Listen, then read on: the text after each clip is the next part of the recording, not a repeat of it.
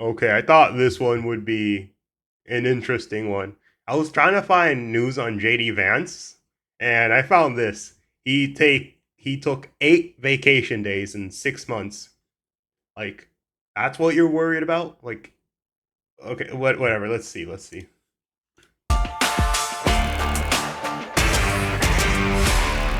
Welcome back to Rising. All right, Lindsay, what's in your lens today? We are talking Mm-hmm. about the vice president. So, VP Uh-huh. JD Vance has been in office since January, and already he's Sure. racked up more vacation days than most Americans could dream of.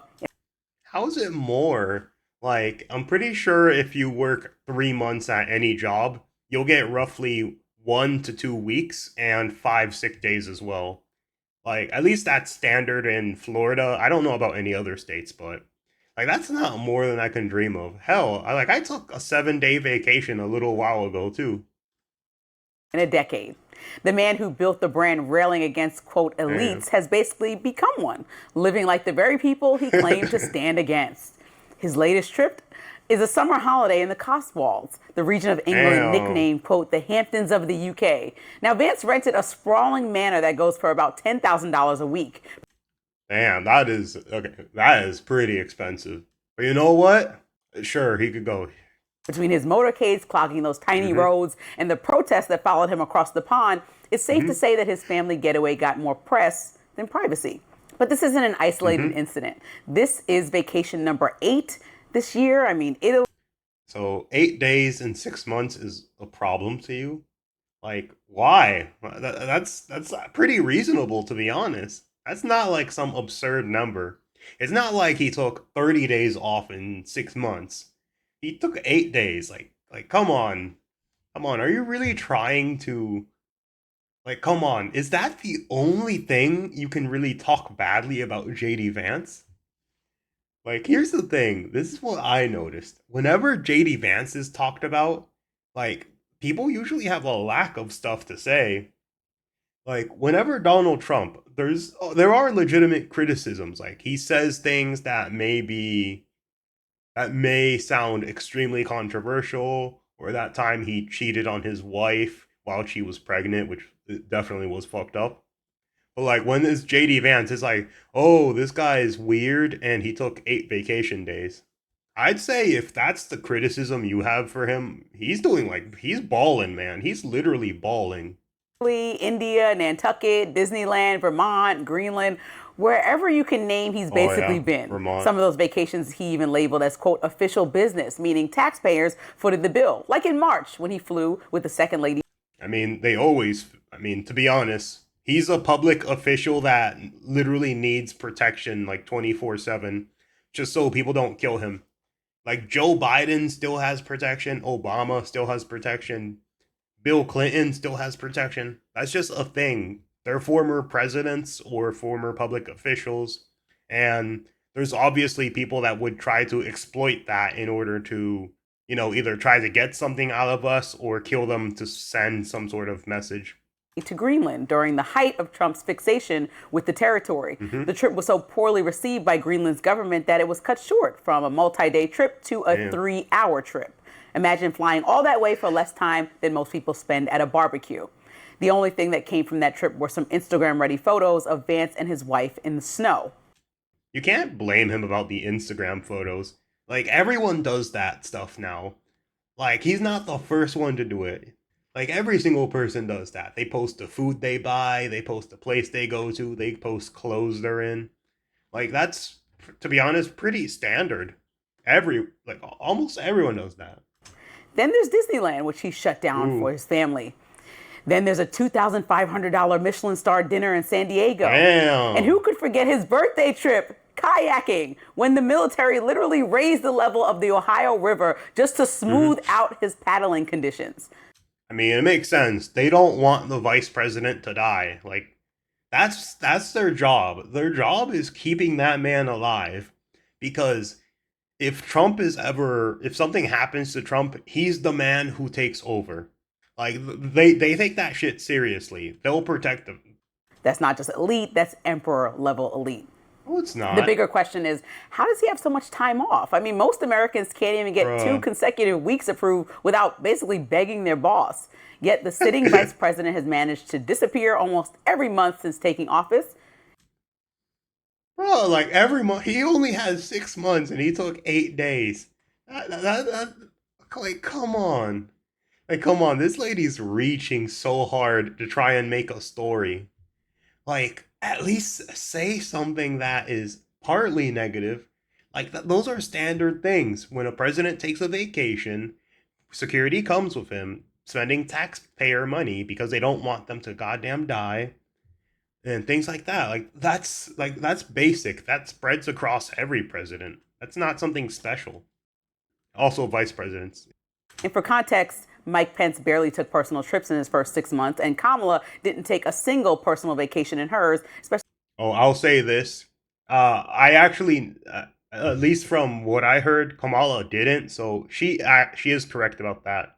I don't know too much about Mike Pence's first six months, so I don't know that one for sure. Because it was coming right on the heels of COVID. Meanwhile, families here and at home are being crushed under the weight of rising costs.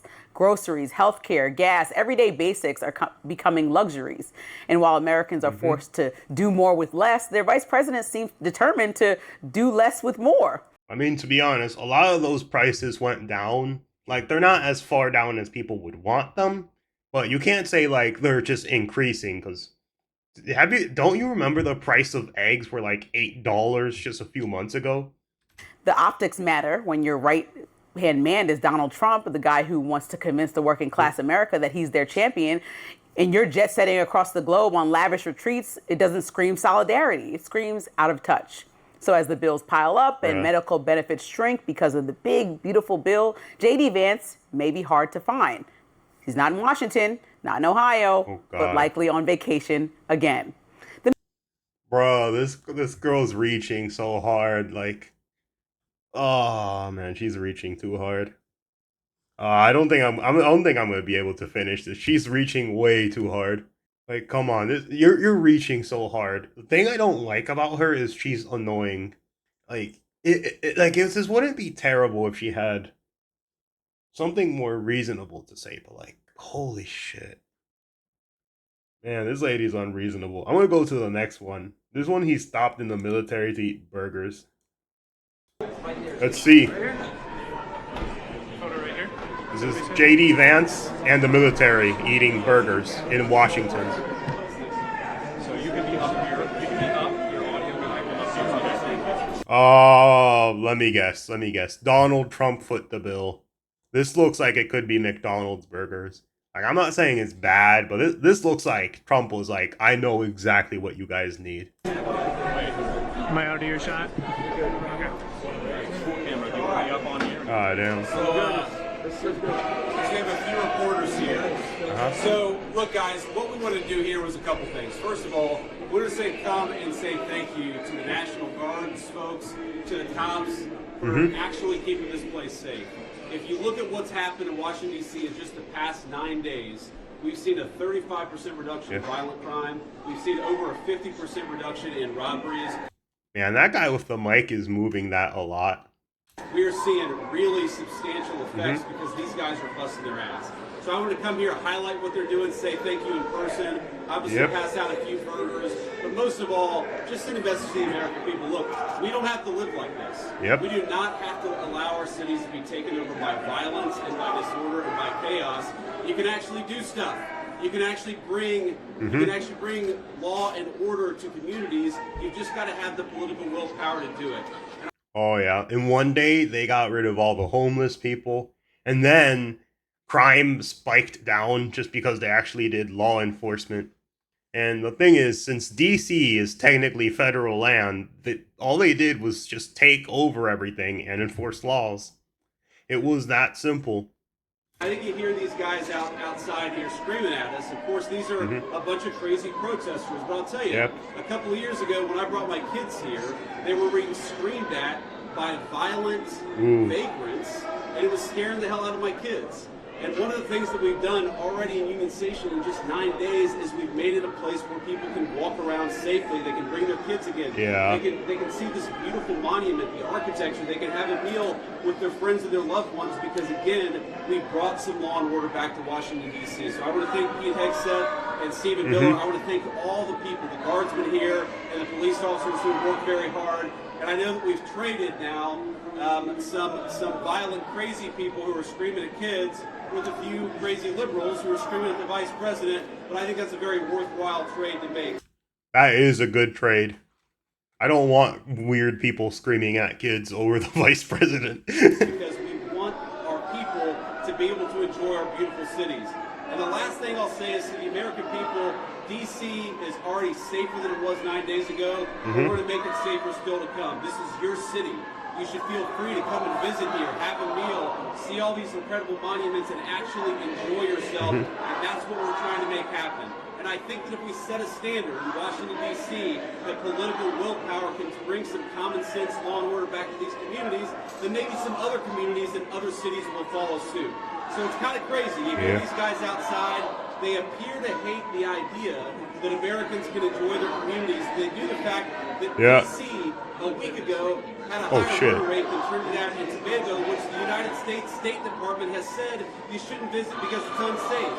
We ought to be able to enjoy great American cities.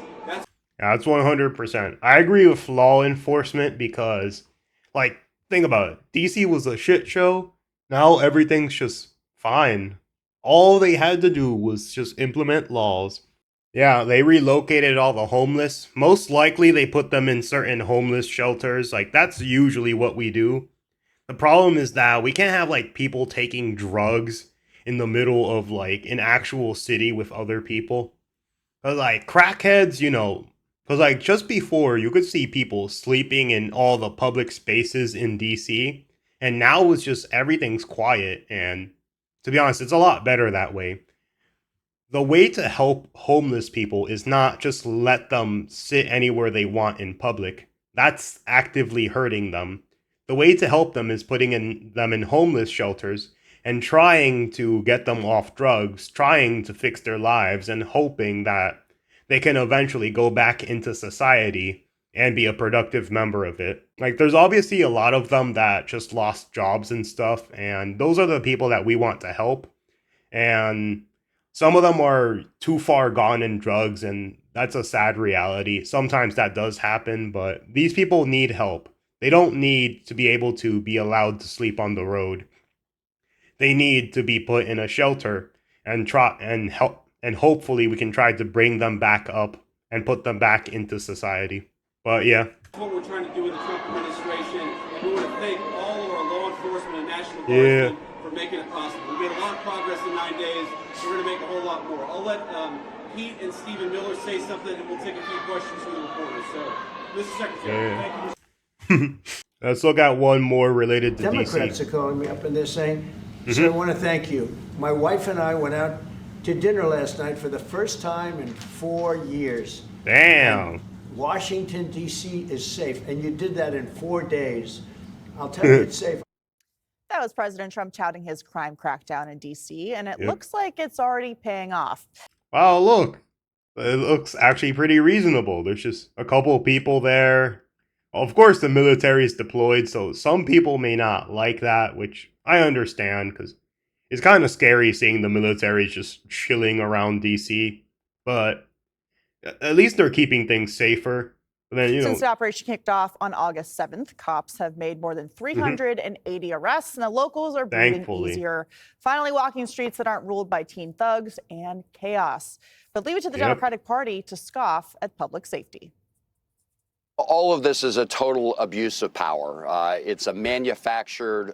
Oh, yeah. Abuse of power, even though it's literally the capital of America and he has actual authority over it. Like, he's just using He's just using the powers that were actually allowed in DC. Yeah, but they're saying breach of power, but the thing is, Washington, D.C., the National Guard is actually federal, so therefore it actually is in his jurisdiction to take over DC.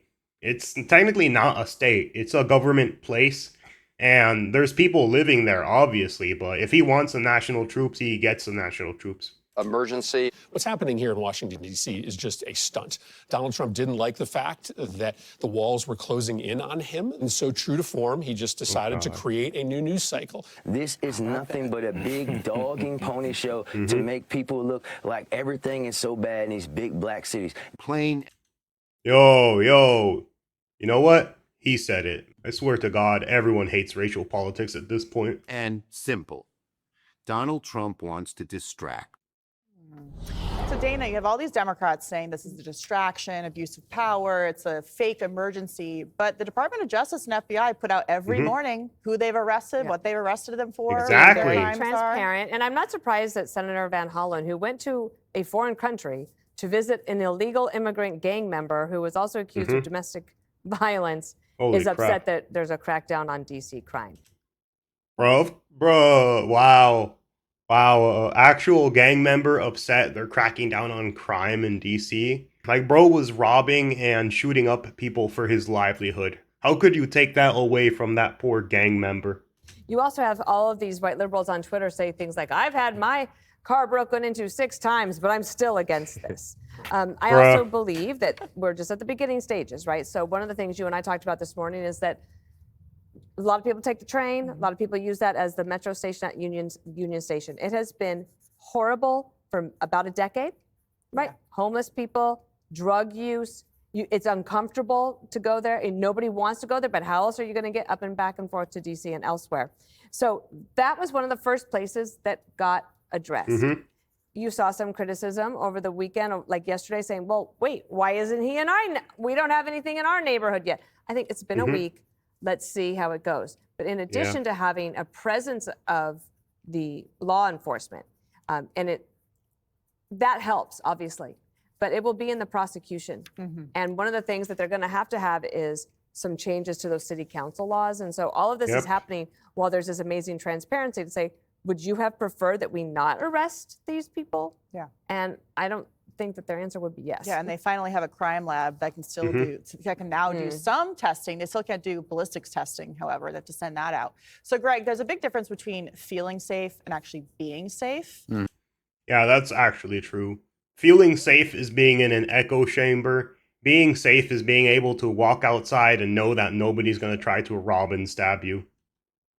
I mean, you take hundreds of people off the streets who have done things like stab others. Does he have a shit mug? For example, you actually are safer in DC. Oh my God, he actually has a shit mug. Bro, like, okay. I just worry that Trump is targeting our most vulnerable stabbers. Yeah, you got to walk out. It is hysterical how every time the media interviews an actual DC citizen, hoping for a viral clip of them bashing Trump, it's never that way. It's always the opposite, and they're always black. Meanwhile, you look at the protests, and they're whiter than Brian Kilmeade's fan club. It's there's no. Oh yeah, that's true. I saw a bunch of black influencers just talking about being able to walk in DC without smelling weed. Like, that is a W for them. Finally, they can have a Walmart they can go to without it being shut down in like one day from being robbed so much. Nothing more harmful to a black person than a virtue signaling white liberal. If they are responsible for more suffering than drugs, crime, poverty, because they're the ones that are always defending and or enabling it. So you can't. Yeah. And the problem with a lot of these people is their feelings of being kind have been weaponized. The problem I always see with all of them, like across the board, is they assume all black people do crime. They assume all black people hate the police. They assume all these things. And then, if you're not exactly the stereotype they believe you to be, then they freak out and then they start saying that there's something wrong with you, even though they're the one who used racism the entire time. And now they're freaking out that you don't meet the certain stereotype they wish for you to meet. And that's the problem. Like, there's a lot of reasonable black people. The problem always has been that this subculture of people that do crime, do whatever they want, hurt people, are extremely rude, sadly get the forefront of the culture, and then everyone just believes that's what black people are as a whole. And it sucks for them because that's not their representation. Their representation is all the good people working in good faith, trying to help their communities by building businesses, trying to help their schools and all that by making them safer. That's the true representation of the black community that we should be looking out for. Not the, oh, we're going to gangbang things, we're going to throw drugs, not those people. Get better. I'm waiting for the argument to come out that since crime and chaos has gone down in D.C., they've lost a bit of their culture.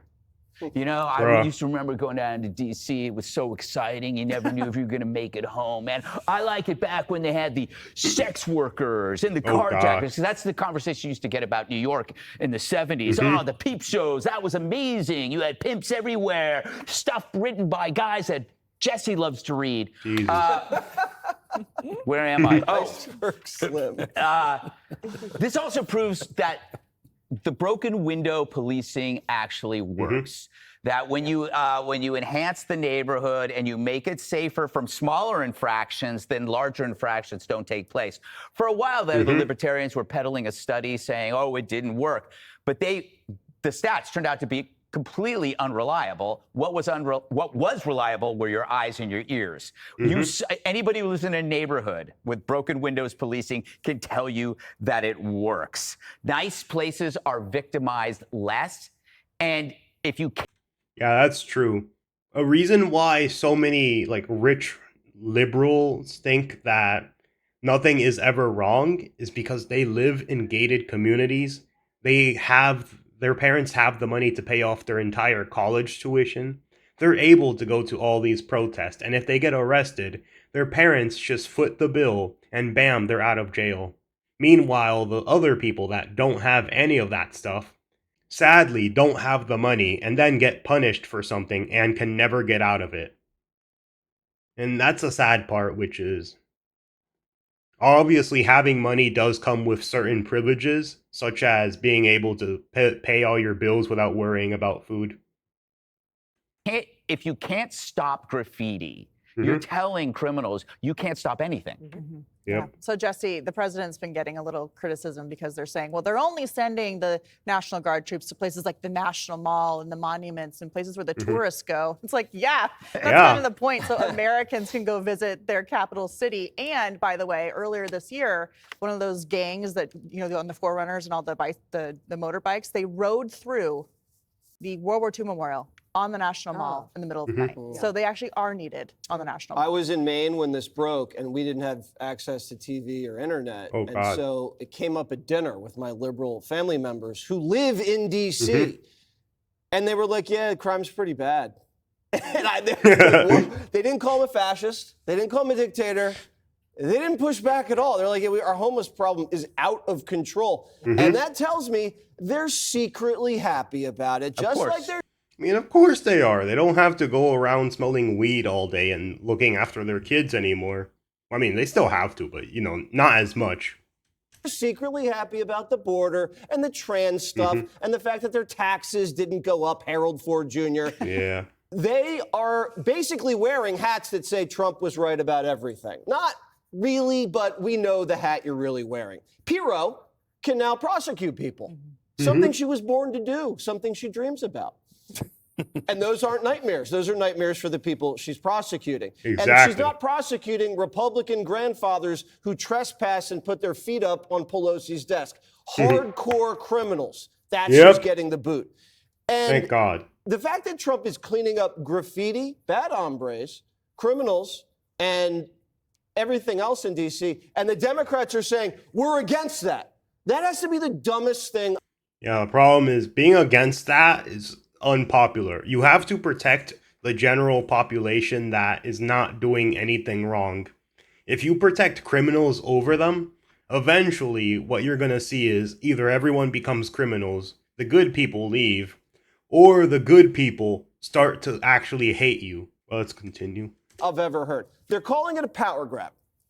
Yeah, it is a power grab. I mean, it is, but it doesn't matter if it was Bill Clinton or Obama doing it. They would have both been able to do the same exact shit. So it isn't really a problem at all. It's something that he has the power to do, and he did. Democrats had this power to fight crime, weren't using it, so Trump grabbed their power and used it to fight crime. Americans like power grabs like that. Well, in the case of the District of Columbia, it actually is a federal district, so he's just taking back the power, which originally is with the federal government, not with the DC Council, even though they still have to change their laws. Harold, would you like to respond to the accusations against Democrats that love criminals and don't want to fight crime? We absolutely know. Everyone knows we don't like that. Don't support that. But I think some of the things Chris that we're Van doing. Hollen does. I know Chris is not a proponent of crime, but I think he's wrong here the way Democrats are going about doing this. I've said for some time, I think someone framed it, communities that are safe. If someone's telling you the numbers in your community suggest you should be safe, if someone's telling you the numbers around Exactly. If the numbers say you're safe and yet you see people's houses getting broken into and hear gunshots all the time, are you truly safe? The economy suggests you're doing well, but you don't believe you're doing well or you feel unsafe, then you're unsafe. I think we could quarrel about whether there should be this number of tanks, this number of National Guard in a neighborhood or what neighborhoods they should go to. But one thing is for certain, there is no doubt people feel safer in Washington, D.C. Over the last several days after the things that are happening in the city. I've said to Democrats, if there are things we don't like about what President Trump is doing in this regard, you can't deny the predicate here. There's a crime problem. There's a violent crime problem. We think we have better answers, then offer legislation to do it. I've also said... Exactly. That's the thing. If you have a way to solve crime, they should have been able to do it. They've had DC for years and didn't really improve anything. He would not have taken it over if they took over crime. He would have been like, yeah, these Democrats are running DC pretty well. Yeah, so I'll just leave it like that. That's what he probably would have said right then and there. But because these guys are running it like shit, he took away their power and basically said, hey, we're actually going to enforce laws again, and you guys can't do anything about it. To President Trump, that I think a national crime bill would probably be the better way to ensure that you can democratize or spread this across the country. Because as Katie just said, and I think this is one of the worst things that's happened to taxpayers in a while, that D.C. residents aren't treated as a state. But since they're not, President Trump and any president has the authority there because the federal government has the rights to do the things that they're doing there. Democrats, why not offer a broken windows bill? Jesse said it well. Why not say we want to provide more money for cities to stop illegal vending and outdoor drug use and loud music and abandoned vehicles? They're very small things that impact neighborhoods and the communities that many of you, those of you in elected office, never have to deal with. Greg talks about this all the time about people who are in elected office who say they want to defund the police, but they have policemen around them. If you live in a neighborhood... Yeah, and that's the thing. It's always luxury beliefs. These people don't want any of that stuff because it never happens around them. Which is why they feel so out of touch with the American people. Like, these people have been in charge for 30, 40 years already. Like, the reality is they should have been gone and replaced by newer people, but they weren't. And they've lived those 30 years being protected, being well off, and having money. So they don't really see a reason to do that for you. And it sucks. That's a problem with us electing officials, which is sometimes the wrong ones are elected. The best case scenario is us replacing them with better ones because of us learning in the future of our mistakes. And now with the internet, it's a lot easier because now you can give people like Brandon Herrera actual support on the internet because the internet has become the real middleman for all of this stuff. The middleman for finding out who's running in your election is YouTube because a YouTuber will tell you. The middleman for so many things is literally just YouTube now. The internet has taken the role of what used to be a separate company when there wasn't internet's job to do. But now we have a far more efficient way of doing it, where people look at what they're interested in only, and bam, it perfectly works. Hopefully Brandon Herrera wins. He needs to be elected in Texas. Where crime is rampant.